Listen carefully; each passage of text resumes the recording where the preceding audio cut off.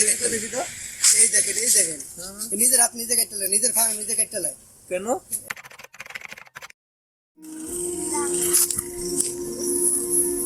ও তোমার দোকান আছে? দোকান তো বেচবা? ও আচ্ছা, কোন বেচবা? কোন জায়গায় বেচবা এগুলা?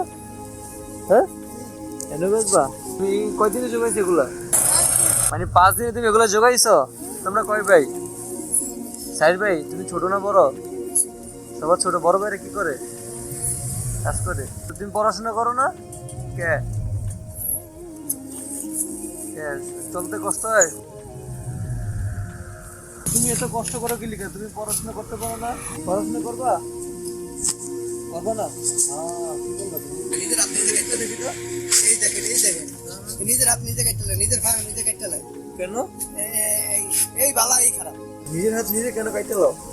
সাইডটা ছিল হইছে না, সাইডটা ছিল। এই যে এনে কয় টাকা? এই যে কয় টাকা? মানে কত টাকা আসছে? এই কথা বলতে ওদের তো মায়া লাগতো। এগুলো নিয়ে আসতেছে, ওদিকে মায়া লাগতেছে। টাকাতে কি করবা? টাকাতে কি করবা? হ্যাঁ, বড় দিবা? পাশে তো না, এই যে বিড়িতে গেলে সঙ্গে তোমার কিছু লাগবে? জামা কাপড় কিছু লাগবে তোমার? বাপটা দেখো আমার মতন গরিবের মতন কষ্ট করে নিয়ে হলানে খাওয়ায় এই রোডে রোডে তাই এই আল্লাহ ছাড়া কেউ 10টা হেল্প করে না। টাকা দিলে কি করবা? টাকাগুলো তো আমার কাছে দিবা। এই সমস্ত মানুষের চোখকে দেয় না স্যার, এই সমস্ত মানুষের চোখকে দেয় না, কিছু দিলে কি করবে দেবো কোনো কোর মানুষ তো আসলে চায় না। দায়িত্ব যে আপনাদের এলাকায় যারা আছে, দায়িত্ব তাদের।